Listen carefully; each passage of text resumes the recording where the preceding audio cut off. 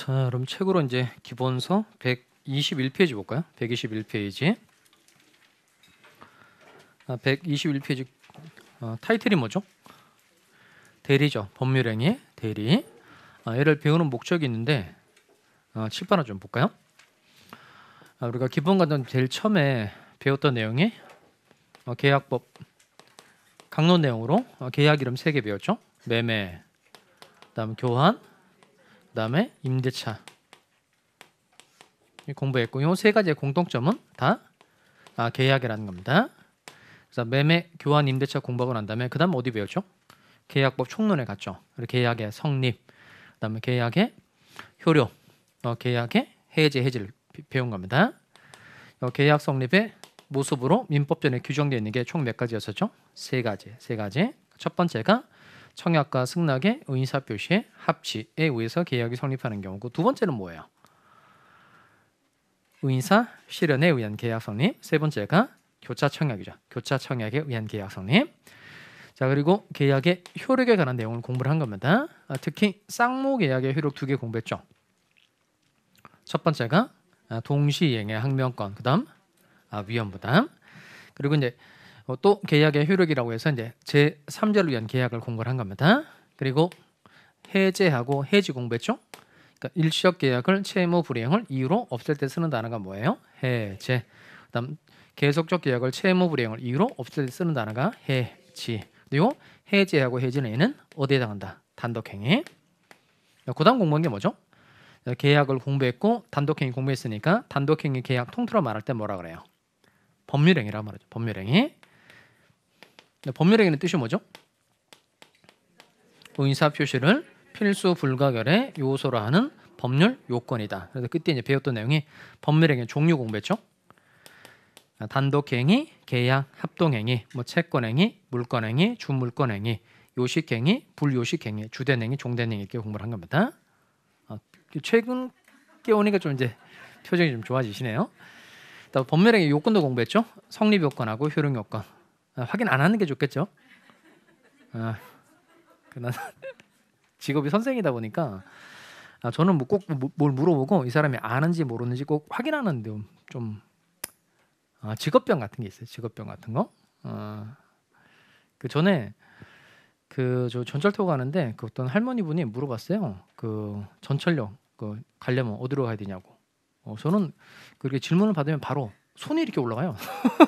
자, 보세요 이러면서 지금 현재 우리가 있는 자리가 여기고 어떻게 가셔야 되고, 할머니 아셨죠? 이렇게 물어봤는데 그럼 성립 요건에 해당되는 건 뭐 있죠? 당사자, 목적, 의사표시, 그다음 설립 등기, 방식, 신고, 합치 이렇게 있고, 효력 요건 첫 번째가 효력 요건.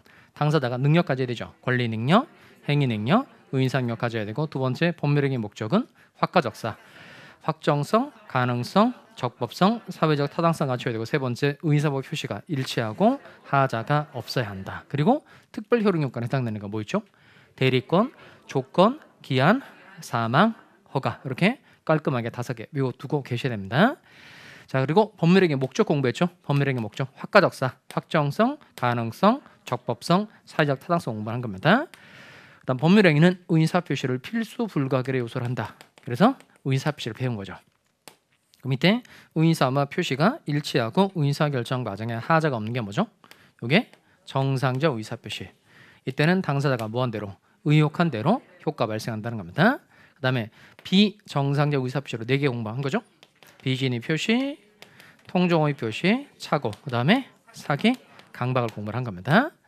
그래서 비통착, 사기, 강박 요 4가지를 공부를 한 거예요. 그러면 107조, 108조, 109조, 110조에 공통적으로 들어가 있는 내용은 뭐예요?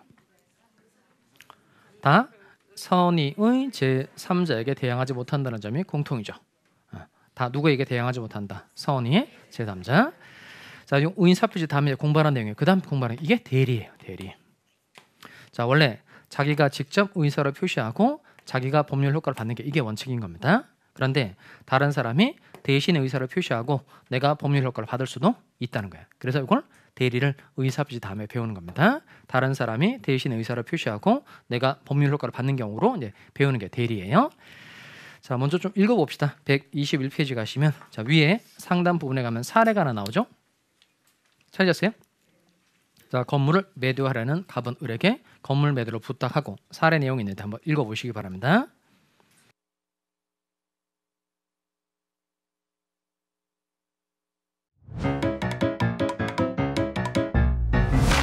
에듀윌 유료 회원만의 명품 자료 서비스.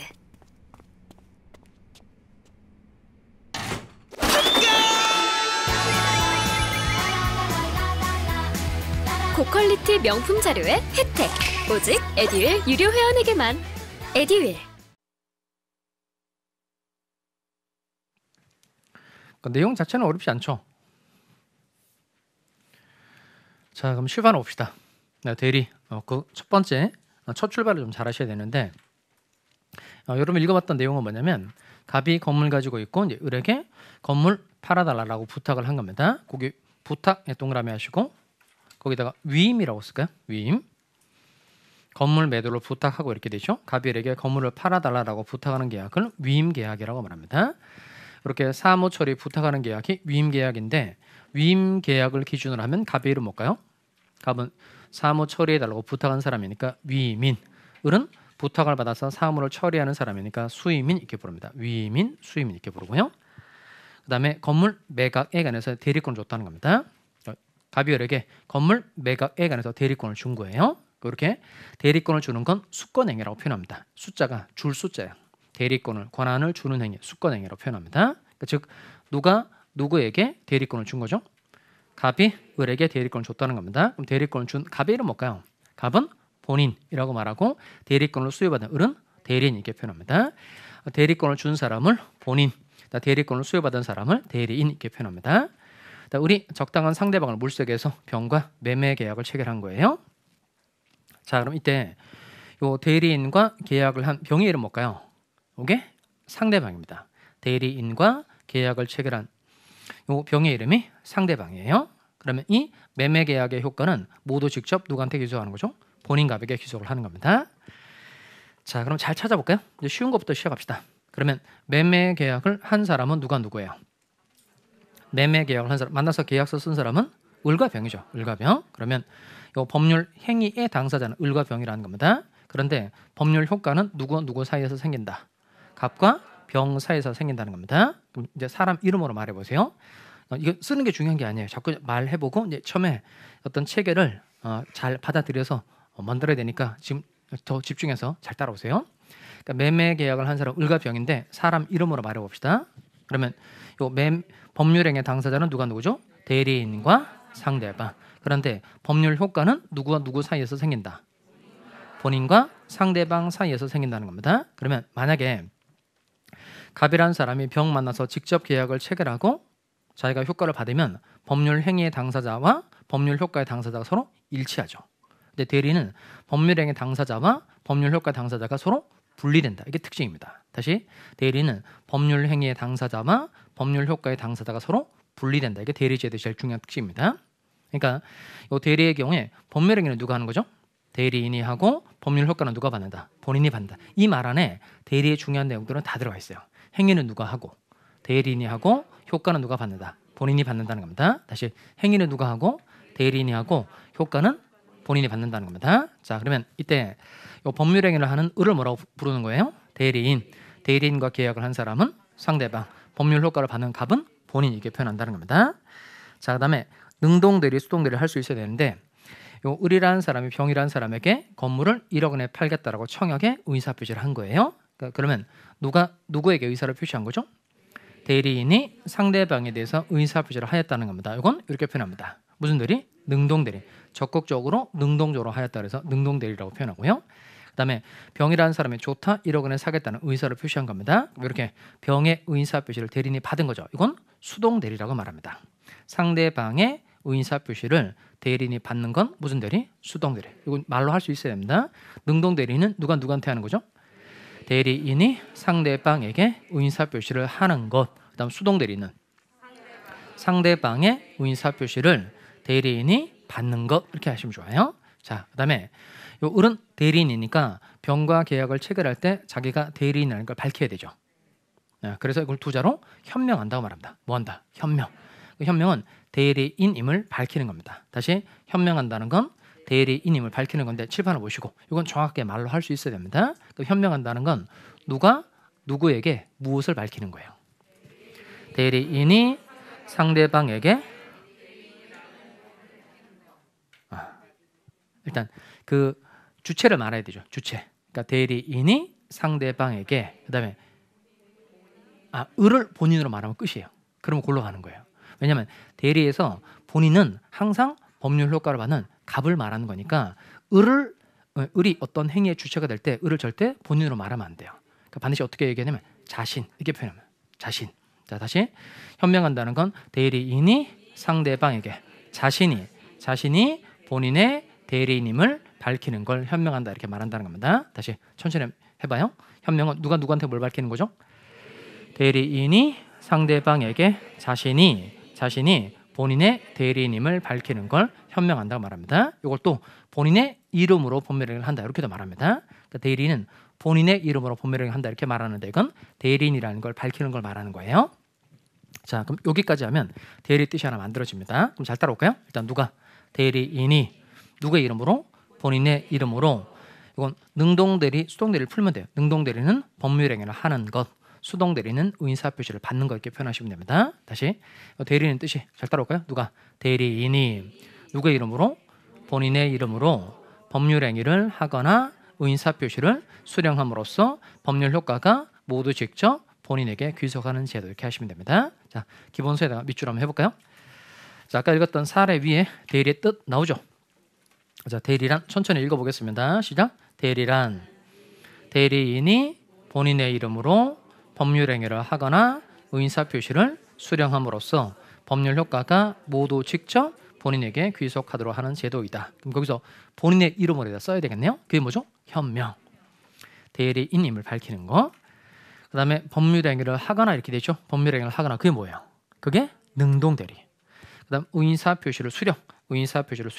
거기다 뭘 써야 될까요? 그건 수동대리. 법률행위를 하는 건 능동대리라고 하고 의사표시를 수령하는 건 수동대리라고 말한다는 겁니다.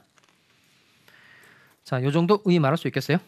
자, 칠판 다시 와서 자 그러면 기본 내용은 똑같아요. 갑이라는 사람이 을에게 건물을 팔아달라고 부탁을 하고 이제 대리권을 준 거예요. 그럼 을은 대리권을 수여받아서 병과 계약을 하면 계약의 효과가 모두 직접 갑에게 간다. 이게 대리의 뜻인 겁니다. 다시 대리인 뜻이 뭐죠? 누가?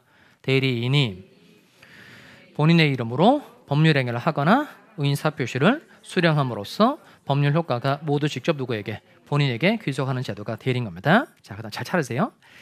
자, 갑하고 을 두 사람 중에 찾는 겁니다. 그럼 갑하고 을 두 사람 중에 법률행위를 하는 사람은 갑이다, 을이다. 갑하고 을 두 사람 중에서 법률행위를 하는 사람은 갑이에요, 을이에요? 을이죠. 이렇게 법률행위를 하는 사람은 대리인입니다. 자, 그다음에 갑하고 을 두 사람 중에 법률 효과를 받는 사람 누구예요? 갑하고 을 두 사람 중에서 법률 효과를 받는 사람은 갑이죠. 자, 그럼 이때 법률행위를 한다는 건 무슨 뜻일까요? 법률행위를 한다는 건 계약을 체결한다는 뜻이에요. 계약을 체결한다. 그다음 법률 효과를 받는다는 건 무슨 뜻일까요? 법률 효과를 받는다. 그 말은 권리를 취득하고 의무를 부담한다는 겁니다. 이 말도 잘 기억하셔야 됩니다. 법률 효과를 받는다. 그 말은 무엇을 취득하고 권리를 취득하고 의무를 부담한다는 거예요. 밑에 매매 계약을 한 사람은 을과 병인데 법률 효과는 갑이 받는다는 겁니다. 그러니까 행위는 을이 했는데 효과는 갑이 받는다는 거예요. 밑에 본인 갑의 권리가 뭘까요? 아까 법률 효과를 받는다는 말의 뜻이 권리를 취득하고 의무를 부담한다고 돼 있으니까 갑이 취득한 권리가 뭐죠? 얘한테 돈 달라고 얘기하는 거죠. 대금 지급 청구권이 갑의 권리고 갑의 의무는 뭐죠? 건물 소유권 이전 의무. 병도 권리 취득하고 의무 부담하는 거 맞죠? 병의 권리가 뭐죠? 병의 권리 건물 소유권 이전 청구권 병의 의무가 대금 지급 의무가 되는 겁니다. 다시 행위는 누가 하고 대리인이 하고 효과는 누가 받는다? 본인이 받는다. 이 말 안에 대리의 중요한 내용이 다 들어가 있다는 겁니다. 그 다음에 조금 더 세분해서 볼 테니까 따라오세요. 대리인은 법률행위를 하죠. 그런데 대리인은 법률 효과를 받는다 안 받는다? 안 받아요. 그러니까 대리인은 행위만 하고 싹 빠지고 효과는 다 누구한테 가는 거예요? 본인한테 가는 겁니다. 다시 대리인은 법률행위를 하기는 하는데 법률 효과를 받는다 안 받는다? 안 받는다는 겁니다. 자, 그 다음에 본인은 법률행위를 해요 안 해요?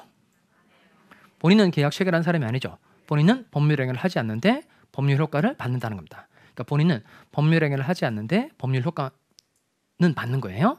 자, 그러면 두 가지를 질문 드릴 테니까 잘 따라오세요. 다시 대리인은 뭐만 하고 행위만 하고 절대 효과를 받지 않아요. 그러면 보통 대리인은 성년자인 경우가 대부분인데 반드시 성년자여야 되느냐 아니면 미성년자여도 괜찮으냐 이겁니다. 대리인은 반드시 성년자여야 한다 아니면 미성년자여도 괜찮다.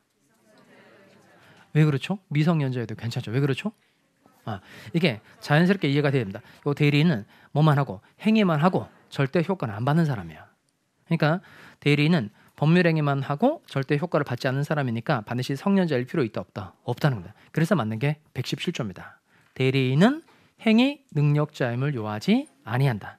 대리인은 행위 능력자임을 요하지 아니한다. 즉 대리인은 제한 능력자, 행위 능력이 부족한 뭐 찾기는 뭘 찾으세요? 찾지도 못하면서.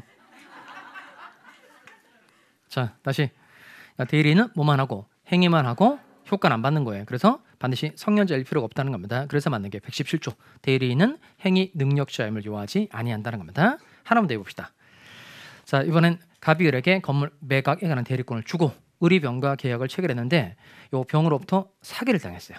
의리 계약을 체결할 때 병으로부터 사기를 당했다는 겁니다. 아까 사기 강박에 관한 조문이 몇 조죠? 110조. 조문 내용은 사강취선이죠. 그러면 병의 사기를 이유로 이 매매 계약을 취소할 수 있는 사람은 갑이다, 을이다. 병의 사기를 이유로 이 매매 계약을 취소할 수 있는 사람은 갑이다, 을이다. 갑이죠. 갑. 왜 갑이죠? 그렇게 말합니다. 지금 사기로 인한 효과가 취소권인데 이 취소권, 법률 효과는 다 누구한테 가는 거죠? 본인한테 하는 거죠. 그러니까 대리는 행위만 하고 얘는 절대 효과를 받는다 안 받는다. 안 받고 효과는 다 누구한테 가는 거예요? 본인한테 가는 겁니다. 그러면 중요한 건 뭐냐면 요 을이 사기를 당했다고 하더라도 취소권은 다 본인한테 가는 거니까 병의 사기를 이유로 이 계약을 취소할 수 있는 사람은 갑이 되는 본인이 되는 겁니다. 그럼 지금 제가 설명드렸던 게 다 어디 안에 들어가 있는 거냐면 행위는 누가 하고 대리인이 하고 효과는 다 본인이 받는다. 이 말 안에 다 들어가 있는 겁니다. 자, 칠판 와서 대리인 뜻이 뭐죠? 점점점. 다시 대리인은 여기서 또 누가 대리인 자꾸 해봐요. 대리인이 본인의 이름으로 법률행위를 하거나 의인사 표시를 수령함으로써 법률 효과가 모두 직접 본인에게 귀속하는 제도. 자, 그런데 문제는 뭐냐면 매매 계약과 같은 건 대리가 돼야 안 돼요. 대리 되죠. 그러니까 을이 대신 계약을 체결하고 본인 갑이 효과 받을 수 있다 없다 있어요. 그러니까 매매 계약, 교환 계약 이런 건 대리가 된다는 거예요. 자, 그런데 혼인은 대리가 돼야 안 돼요. 혼인.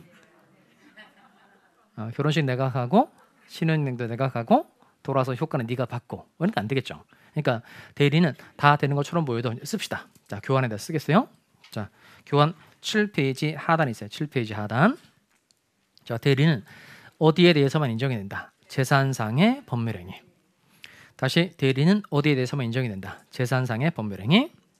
그러면 가족법상의 법률행위. 혼인 이런 건 대리가 안 되겠죠. 이혼 대리 될까요? 이혼 대리? 야, 너네들 사이가 안 좋은데 내가 대신 째져줄게. 이런 말이 안 되겠죠. 그러니까 요 혼인, 이혼과 같은 가족법상의 행위는 대리가 된다 안 된다? 안 된다는 겁니다. 자, 그 다음에 법률행위는 뜻이 뭐죠? 법률행위는 의인사 표시를 필수 불가결의 요소로 하는 법률 요건. 일단 이건 쓰지 마시고 요 사람이 행위를 하는 적법한 것 중에서 의인사 표시가 들어가 있는 거 모두 묶어서 법률행위라고 그래요. 다시 사람이 이거 쓰지 않으셔도 되겠어요.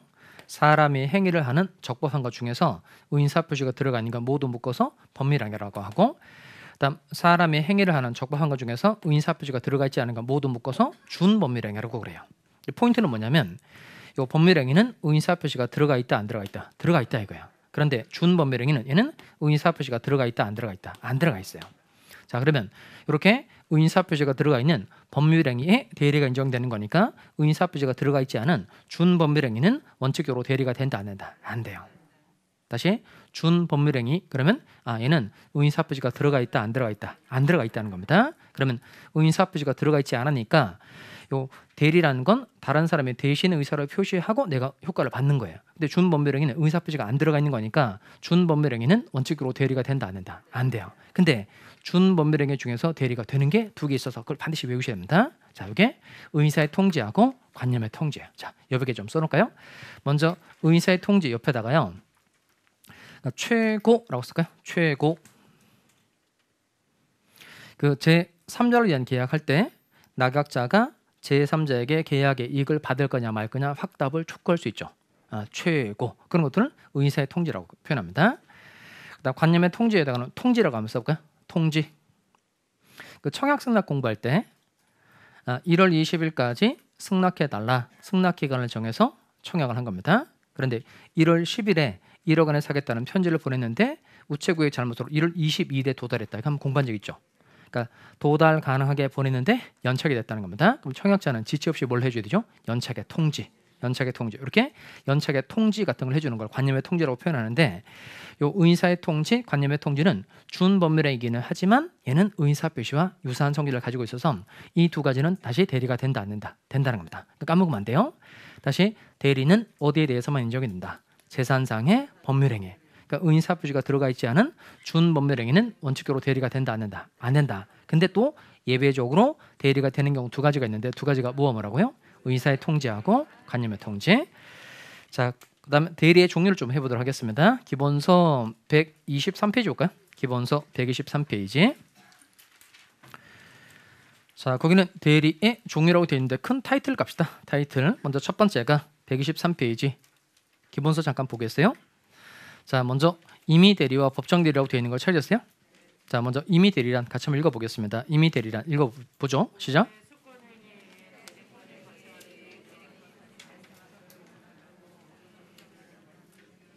자, 먼저 출발해 볼까요? 먼저 갑이라는 사람이 을에게 건물 매각에 관해서 대리권을 준 겁니다. 이렇게 본인의 수권행위에 의해서 대리인이 된 을은 뭐라고 표현할까요? 임의대리 이렇게 표현, 임의대리인 이렇게 표현합니다. 그다음에 갑이 미성년인 자고 을이 부모예요. 그럼 부모 같은 사람은 자의 재산상의 행위에 관해서 대리할 권한이 있어요. 그러면 부모 같은 사람 뭐라고 그러죠? 법정 대리인 이렇게 표현합니다. 이렇게 본인의 수권 행위에 의해서 대리인이 된 사람은 무슨 대리인이라고 하고 임의 대리인이라고 하고 그다음 요 법률 규정 등에 의해서 대리인이 된 사람은 법정 대리인이라고 표현한다는 겁니다. 그럼 우리 실제 생활에 임의 대리가 많을까요? 법정 대리가 많을까요? 임의 대리가 압도적으로 많죠. 그 법정 대리가 되려면 갑이 기본적으로 능력이 모자란 사람이 돼야 돼요. 그 우리 클래스 안에 미성년자 있어요? 없죠. 그러니까 우리 실제 생활에 임의 대리는 별로 없고 법정 대리는 별로 없고 실제 생활에 주로 많이 문제가 되는 건 무슨 대리다? 임의 대리. 그럼 시험도 임의 대리에서 난다는 거예요? 법정 대리에서 난다는 거예요? 임의 대리에서 난다는 거죠. 실제 생활에 대부분을 차지하고 있는 게 임의 대리니까 임의 대리와 관계에서 분쟁이 생길 거고 그래야 판례가 많이 생길 거니까 임의 대리가 주로 시험 문제에 등장한다는 겁니다. 그래서 법정 대리 쪽에 뭐 줄을 열심히 긋거나 별표를 해놓은 사람은 느낌이 좀 오죠. 이 사람은 안 되겠구나 이렇게 생각하시면 돼요.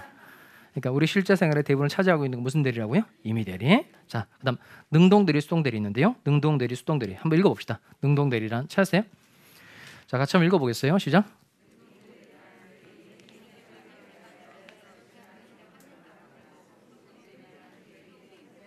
자, 이건 이미 설명한 내용이죠. 칠판 보시면 대리인이 상대방에게 의사 표시를 하는 건 무슨 대리? 능동 대리. 그다음 상대방이 한 의사 표시를 대리인이 받는 게 이게 무슨 대리? 수동 대리. 그럼 칠판을 볼까요? 민법 법조문은 능동 대리 중심으로 되어 있을까요? 수동 대리 중심으로 되어 있을까요? 이런 법률 규정을 만드는 사람이라고 쳐봐요. 그 밑에 의사 표시를 할 때 이렇게 해라, 할 때 이렇게 해라. 이게 쉬운 거예요? 아니면 의사 표시를 받을 때 이렇게 해라, 받을 때 이렇게 해라. 뭐가 쉬워요? 할 때 이렇게 해라. 이게 쉬운 거죠. 그러니까 당연히 민법은 능동 대리 중심으로 규정돼 있고 요 수동 대리는 능동 대리에 관한 법 원칙을 부분적으로 끌어다 쓰고 있다는 겁니다. 거기 준용한다는 표현이 나오죠. 준해서 적용한다는 겁니다. 필요한 변경을 가해서 적용한다는 거예요. 요 능동 대리 중심으로 규정을 해두고 수동 대리는 능동 대리에 관한 법 규정을 부분적으로 끌어다 쓰고 있다는 겁니다. 그다음에 또 넘어가시면 유권 대리와 무권 대리라고 되어 있는 걸 찾으세요. 유권 대리와 무권 대리. 그러니까 대리권이 있는 게 무슨 대리죠? 유권 대리. 대리권이 없는 게 무권 대리. 근데 보통 아무런 말 없이 대리 그러면 유권 대리를 말하는 거예요? 무권 대리를 말하는 거예요? 통칭하는 거예요? 그냥 아무런 말 없이 대리 그러면 그냥 유권 대리 말하는 겁니다. 그러니까 대리의 삼면관계, 대리 그런 말은 다 유권 대리만 지칭하는 표현이 되는 겁니다. 자, 그다음에 이제 대리의 삼면관계라고 해서요. 여러분 기본서 126페이지 봅시다. 기본서 126페이지. 자, 거길 펴놓고 그다음 교환은 8페이지로 봅시다. 교환 8페이지. 자, 대리 부분은 이제 이에 관한 내용을 잘 정리를 해두셔야 됩니다. 자, 그럼 칠판을 볼까요? 대리의 뜻 한번 해봅시다. 갑이 을에게 매각에 관한 대리권을 주고 을이 병과 매매 계약을 체결하면 매매 계약의 효과가 모두 직접 갑에게 간다. 이게 대리였었어요. 자, 그러면 여기도 세 가지 면이 있다고 해서 삼면관계로 표현하는데 먼저 요 갑과 을 사이 관계를 읽어볼까요? 이건 대리권 관계. 그러면 사람 이름을 해봅시다. 누구와 누구 사이 관계죠? 본인과 대리인 사이 관계를 대리권 관계라고 말합니다. 그다음 을이 병과 매매 계약을 체결한 겁니다. 요 을과 병 사이 관계는 이렇게 표현합니다. 무슨 관계? 대리 행위 관계. 사람 이름으로 바꿔서 하면 대리인과 상대방 사이 관계를 대리 행위 관계라고 그래요. 그다음에 갑과 병 사이 관계는 대리 효과 관계라고 말합니다. 그러니까 대리 효과 관계는 사람 이름을 해보면 누가 누구 사이 관계죠? 본인과 상대방 사이 관계를 대리 효과 관계라고 한다는 겁니다. 자, 그러면 여기 논점이 세 가지 있는데 대리권의 논점 3개, 대리 행위의 논점 3개, 대리 효과의 논점 3개. 그 3개, 3개, 3개 있는데 그걸 잘 외워서 정리를 해놔야 됩니다. 자, 그럼 써볼까요? 자, 먼저 대리권의 논점 3가지가 첫 번째 발생, 변경, 소멸. 이거 교환에다 쓰시면 되겠어요. 자, 교환 8페이지. 그러니까 대리권의 논점 3개 쓸까요? 발생, 변경, 소멸. 대리권이 발생하고 대리권이 변경되고 대리권은 소멸되는 걸 배웁니다. 일단 변경은 또 두 가지로 나눌 수 있는데 그 변경에 이렇게 세분해서 변경은 또 두 가지로 나눠서 범위를 하나 쓰시고요. 그다음 제한을 하나 씁시다. 자, 이렇게 칸을 벌리면 되겠어요. 자, 변경의 논점 두 가지가 뭐다? 범위하고 제한. 자, 그다음 대리 행위 관계 논점 3가지 써보겠어요. 대리 행위 관계 논점이 3가지인데 첫 번째 자기가 대리인이라는 걸 상대방에게 밝혀줘야 되죠. 이게 두 자로 뭐죠? 현명. 대리인임을 밝히는 거. 두 번째가 대리 행위의 하자. 좀 전에 을이 병과 계약을 체결할 때 병으로부터 사기를 당했다, 강박을 당했다. 이렇게 대리 행위의 하자가 있다면 하자의 유무는 누구를 기준으로 판단해야 되느냐. 그런 내용 정리를 해야 됩니다. 그리고 세 번째가요. 대리인의 능력입니다. 대리인의 능력. 이렇게 대리 행위 관계 논점도 3가지입니다. 현명, 하자, 능력. 현명, 하자, 능력. 그렇게 3개.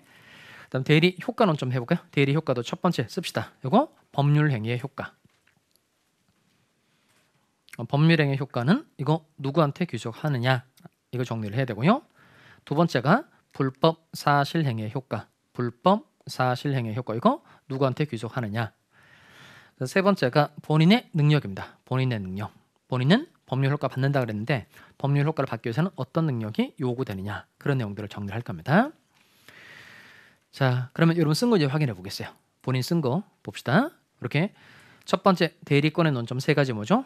발생, 변경, 소멸. 이걸 말할 수 있어야 됩니다. 왜냐하면 공부도 요 순서대로 할 거거든요. 발생, 변경, 소멸 끝나면 현명, 하자, 능력 공부하고 이렇게 차근차근 공부를 할 거니까 논점 3가지를 꼭 기억하셔야 됩니다. 다시 대리권의 논점 3가지가 뭐라고요? 발생, 변경, 소멸.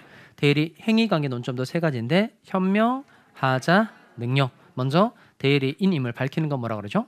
현명. 하자는 대리 행위의 하자. 능력은 대리인의 능력. 그다음 대리 효과의 논점 3개. 이게 좀 길죠? 첫 번째 법률 행위의 효과. 두 번째 불법 사실 행위의 효과. 세 번째 본인의 능력. 이렇게. 자, 그러면 지금 시간을 늘 테니까 총 9개죠. 3개, 3개, 3개. 9개인데 외워봅시다. 발생, 변경, 소멸, 현명, 하자, 능력, 법률행위의 효과, 불법 사실행위의 효과, 본인의 능력. 지금 외워보시기 바랍니다.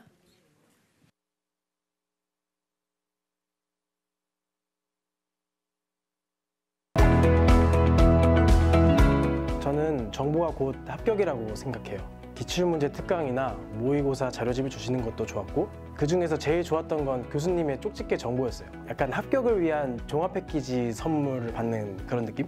애들 유료 회원 꼭 추천합니다.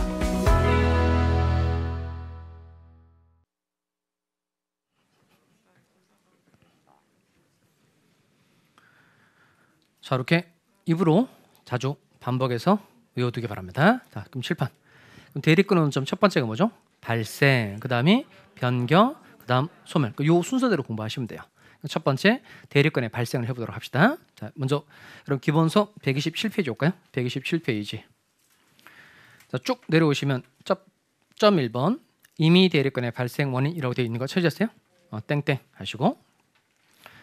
그러면 갑이 을에게 매각에 관한 대립권을 주는 게 수권행위죠. 그럼 본인의 수권행위에 의해서 대리인 된 사람이 무슨 대리인? 임의 대리인. 그러면 임의 대리권의 발생 원인은 뭐가 되는 거죠? 땡땡하고 수권행위 쓰면 되죠. 수권행위.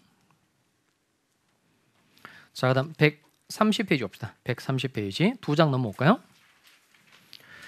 자, 쭉 위로 올라오시면 점 2번 있죠. 점 2번 법정 대리권의 발생 원인 땡땡 하시고 일단 쓰지는 마시고 한번 읽어봅시다. 그 밑에 거기도 밑줄 하면 안 돼요. 법정 대리권은 같이 한번 읽어봅시다. 한 번만 읽어보겠어요? 읽어보겠어요? 시작. 법정 대리권은 자, 그럼 그 위에다가 법정 대리권의 발생 원인 옆에다가 땡땡 하시고 법률 규정 등 씁시다. 법률 규정 등.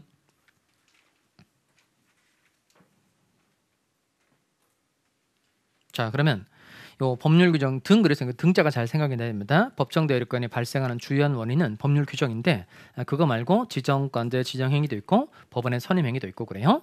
그러면 시험에 법정 대리권은 법률 규정에 의해서만 발생한다. 그러면 5의 X. 그 정도 처리할 능력이면 되겠어요. 그다음에 아까 시험용으로 중요한 건 임의 대리가 중요하다. 법정 대리가 중요하다. 임의 대리가 중요하다 그랬죠. 그럼 시험은 요 법정 대리에서 나는 거예요? 임의 대리에서 나는 거예요? 임의 대리에서 나는 겁니다. 그러면 아까 임의 대리권의 발생 원인은 본인이 뭐라고 그랬죠? 수권행위. 자, 그럼 10번 볼까요? 자, 수권행위 내용 한번 정리를 한번 해봅시다. 수권행위는 대리권을 주는 행위인데요. 수권행위. 자, 요 수권행위는 대리권을 주는 행위인데 대리권은 권리에 해당한다, 권능에 해당한다. 대리권은 권리이다, 권능이다. 권한이라 그래. 권한. 권리도 아니고 권능도 아니고 권한이라고 표현합니다. 권한이라는 게 다른 사람을 위해서 법률 행위를 할 수 있는 지위, 자격 이걸 권한 이렇게 표현합니다. 그러면 갑이 을에게 매각에 관한 대리권을 준 거예요. 그럼 을은 병과 매매 계약을 체결할 권리가 있다, 권능이 있다, 권한이 있다. 권한이 있다 이렇게 표현한다는 겁니다. 자, 그리고 대리권은 권한에 해당하고요. 두 번째, 수권행위는 얘는 단독행위예요, 계약이에요? 수권행위는 단독행위다, 계약이다. 계약이 되는 건 위임이 계약이죠.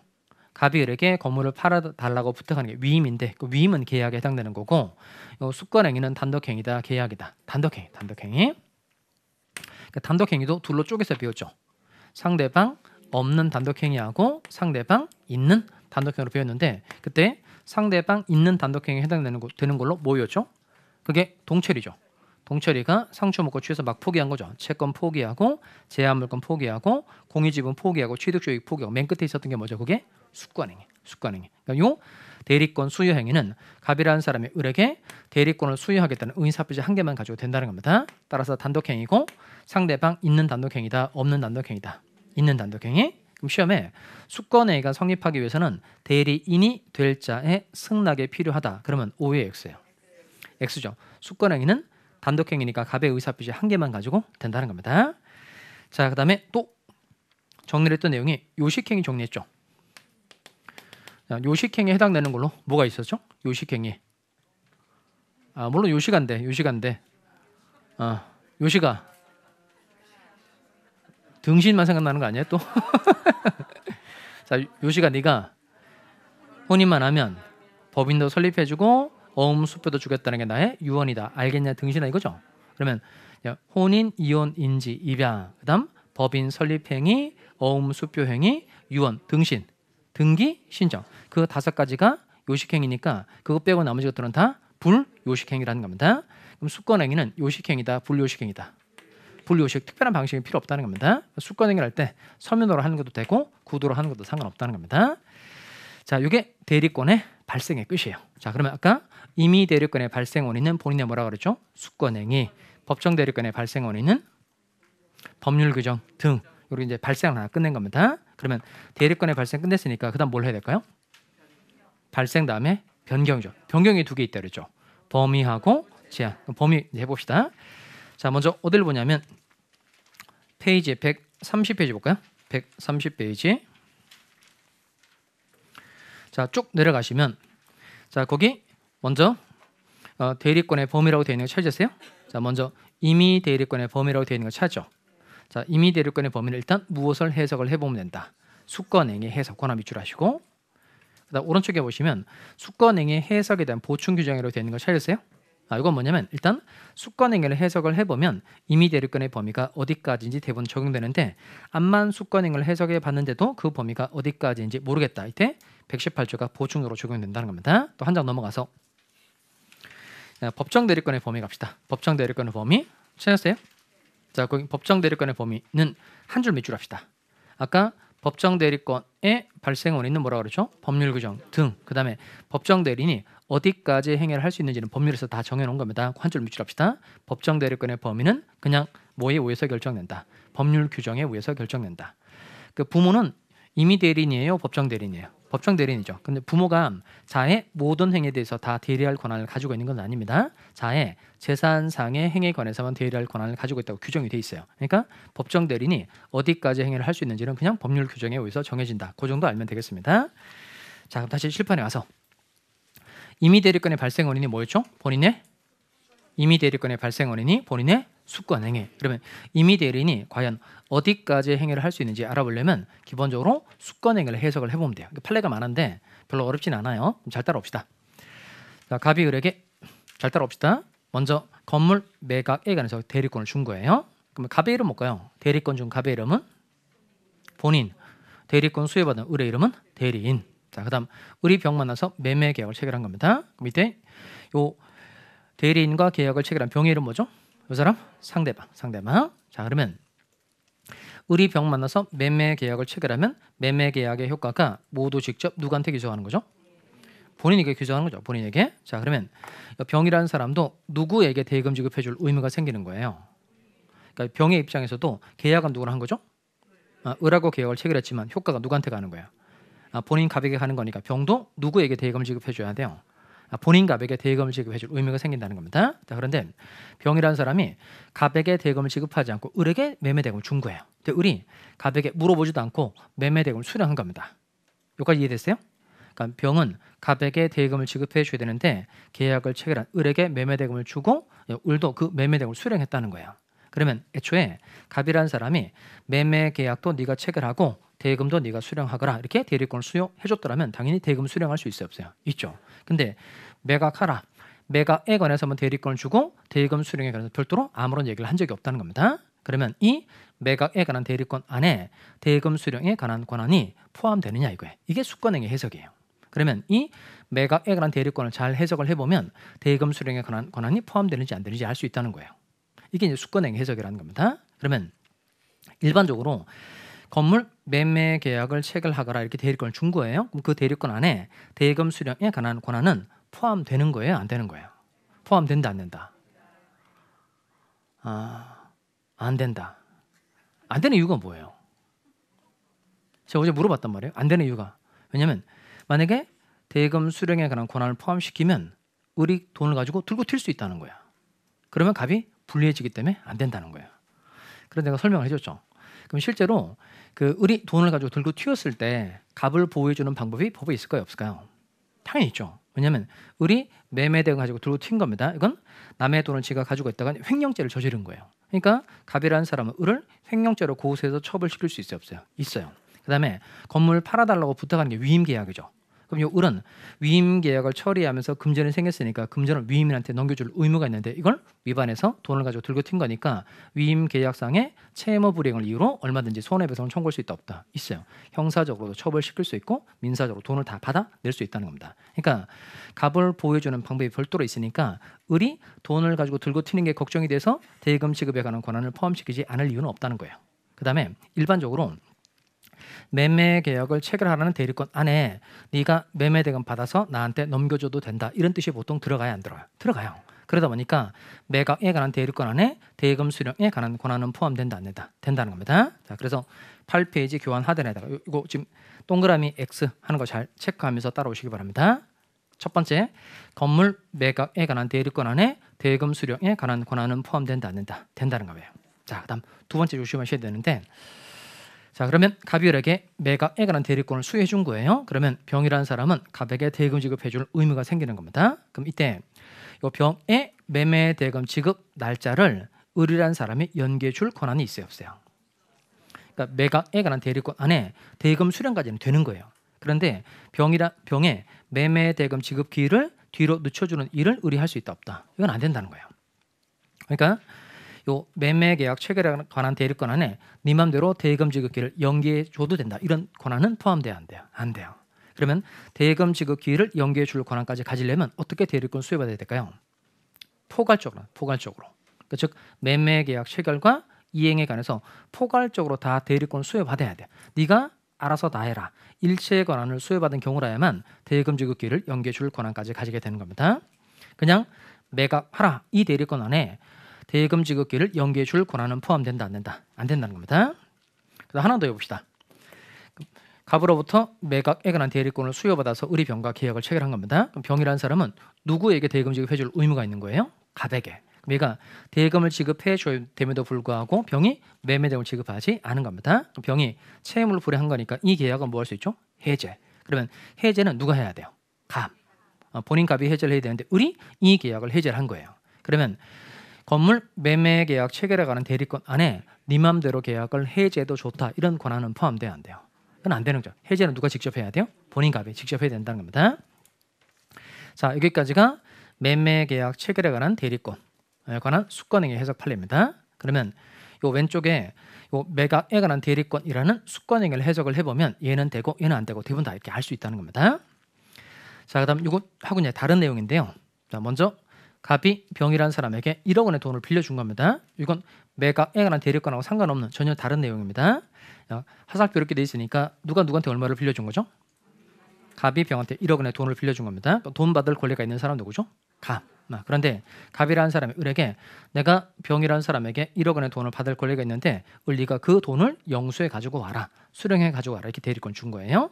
그러면 요 갑이 을에게 영수에 관한 대리권 수여해줬고 을은 병을 찾아가서 갑이 너한테 1억 원의 돈을 받을 게 있다고 하면서 나를 시켰으니까 1억 원의 돈을 달라 이렇게 얘기를 한 겁니다. 근데 병이라는 사람이 돈을 갚기 싫어서 안 갚는 게 아니고 자신의 경제적 어려움 때문에 돈을 갚지 않고 있다라는 얘기를 울면서 1시간 동안 얘기를 합니다. 그러니까 을이 그 얘기를 듣고 이 돈을 갚기 싫어서 안 갚는 게 아니고 경제적 어려움 때문에 돈을 갚지 않고 있다는 얘기를 하니까 그 얘기를 듣고 마음에 이제 감동이 생긴 거예요. 그렇다면 네가 이렇게 어려운 사정이라면 아예 돈을 갚지 마 이렇게 얘기하고 돌아온 거예요. 그러니까 갑으로부터는 돈을 받아가지고 오라 그런 대리권을 수여받았는데 병이 얘기를 듣고 돈을 안 갚아도 된다 이렇게 얘기를 한 거예요. 그러면 대여금 영수에 관한 권한 속에 네 맘대로 채무를 면제해도 좋다 이런 권한은 포함돼야 안 돼요? 당연히 안 되죠. 그럼 채무를 면제를 하려면 어떻게 될까요? 다시 또 물어봐야 되죠.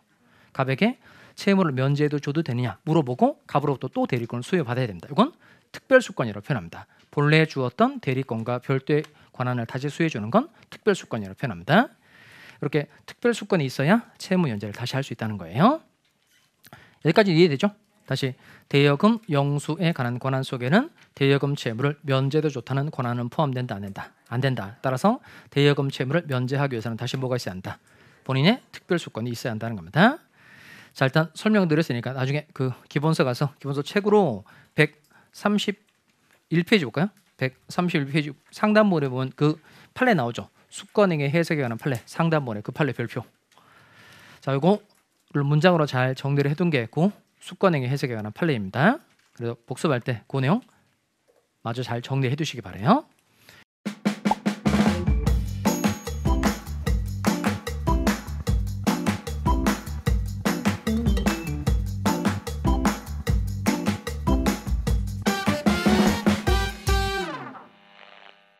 자, 그럼 실반 다시 와서 그럼 이렇게 왼쪽에 수권행위를 해석을 해보면 뭐는 되고 뭐는 대부분 안 되고 이렇게 다 구별해낼 수 있다는 겁니다. 자, 이게 수권행위 해석이라는 거예요. 다만 왼쪽에 있는 수권행위를 암만 해석을 해봤는데도 그 범위가 어디까지인지 잘 모르겠다 이때 보충적으로 적용되는 조문이 있다는 겁니다. 이게 수권행위 해석에 대한 보충 규정이라고 해서 이게 몇 조다? 118조. 118조. 자, 조문 띄워드릴 테니까 읽어보겠습니다. 그럼 실판 와서 읽어봅시다. 권한을 정하지 아니한 읽어보겠어요. 시작. 권한을 자 1점 이렇게 돼 있죠. 얘는 1호 이렇게 있는 겁니다. 1호 무슨 행위죠? 보존행위. 2호 대리의 목적인 물건이나 권리의 성질이 변하지 아니하는 범위에서 그 이용 또는 계량이. 자, 교환에다 씁시다. 자, 9페이지 상단 부분인데요. 9페이지 상단 교환. 자, 거기 먼저 보존 동그라미 하시고 보존 옆에다 쓸 공간 되죠. 보존은 그러니까 현상 유지라고 쓸까요? 현상 유지. 목적물의 현상을 계속 유지시켜주는 걸 보존행위라고 말합니다. 그리고 이용 동그라미 하시고 이용은 리용의 준말입니다. 유리하게 사용 이렇게 쓸까요? 유리하게 사용. 그다음 계량 동그라미 하시고 이는 객관적 가치 증가. 객관적 가치 증가. 그러니까 물건의 객관적 가치를 증가시키는 걸 계량이라고 말합니다. 주관적 가치를 증가시키는 건 아니에요. 객관적 가치를 증가시키는 겁니다. 일단 썼어요. 다시 현상 유지하는 건 뭐고? 보존행위.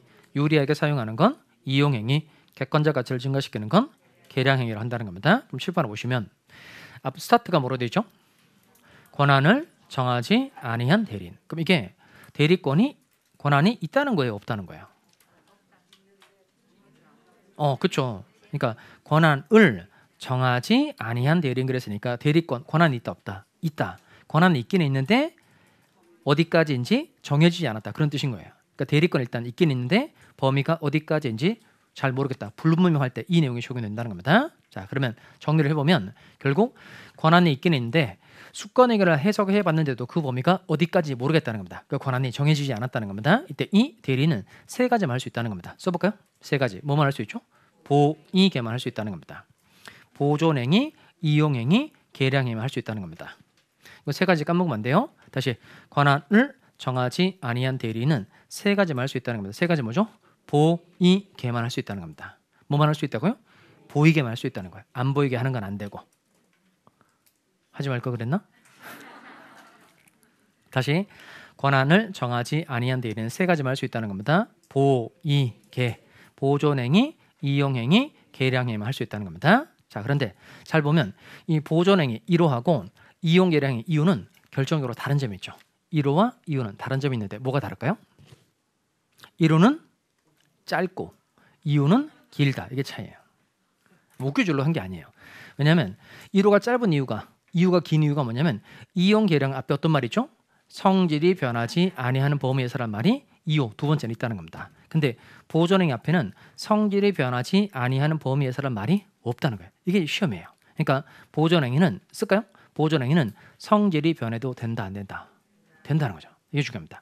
보존행위는 목적물의 현상을 유지해 주는 거니까 얘는 성질이 변해도 된다는 거예요.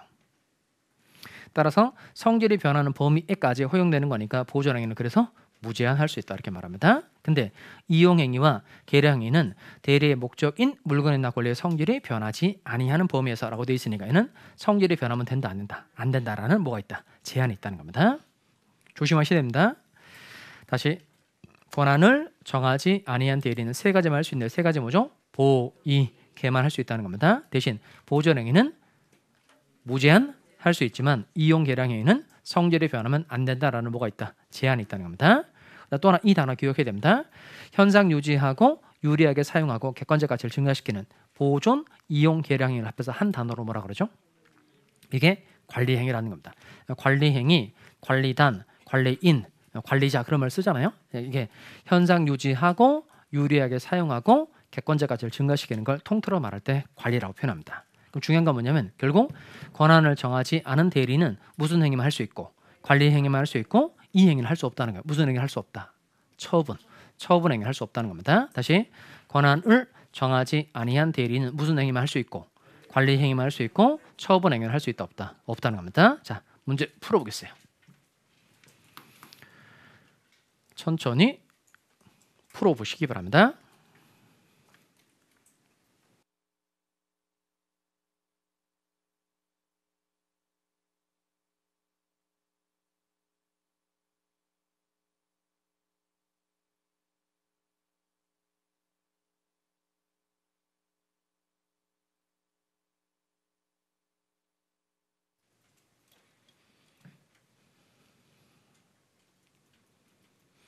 옳은 거죠. 옳은 거. 자, 기억 갈까요? 준 법률행위에 대해서는 전혀 대리가 인정되지 않는다. X죠. 뭐 때문에 틀렸어요? 전혀 때문에 틀려요. 전혀. 그러니까 원칙적으로 대리가 인정되지 않는다. 그럼 맞죠? 그런데 준 법률행위 중에서 대리되는 게 아까 두 개 있다 그랬죠. 뭐죠? 의사의 통지, 관념의 통지. 의사의 통지, 관념의 통지는 다시 대리가 되죠. 자, 니은번 매매 계약 체결의 대리권은 특별한 사정이 없는 한 대금 수령뿐만 아니라 대금 지급 기일을 연기해 줄 권한도 포함된다. OX, X죠. 그러니까 대금 수령은 되지만 대금 지급 기일을 연기해 줄 권한은 포함되지가 않습니다. 자, 3번. 매매 계약 체결의 대리권은 해제가 포인트죠. 계약 해제권은 포함돼야 안 돼요. 안 되죠. 그다음에 이 권한을 정하지 아니한 대리는 은행 예금을 찾아 보다 높은 금리로 개인에게 빌려주는 행위. 그 예금을 찾아다가 사채놀이 했다는 겁니다. 이건 보존, 이용, 계량 중에 어디에 해당할까요? 이 현상 유지한 게 아니죠. 유리하게 사용한 것도 아니고 이건 객관적 가치를 높여준 거니까 이건 무슨 행위다? 계량 행위. 근데 아까 이용 행위와 계량 행위는 성질이 변하면 안 된다라는 뭐가 있죠? 제한이 있죠. 제한이 있죠. 이건 성질이 변했어요, 안 변했어요? 이건 은행 예금을 찾아다가 사채놀이를 해버린 거니까 성질이 완전 다른 행위를 한 거예요. 따라서 이건 성질이 변했으니까 이런 건 허용된다, 안 된다? 안 되죠. 자, 따라서 옳은 거 고르는 거니까 뭐 골라야 돼요? 리을 이거 하나 5번 골라줘야 되겠습니다. 자, 여기까지 해두고 좀 쉬었다가 뒤에 또 대리권의 제한 내용, 자기계약 쌍방대리 금지 규정 좀 쉬었다가 보도록 하겠습니다.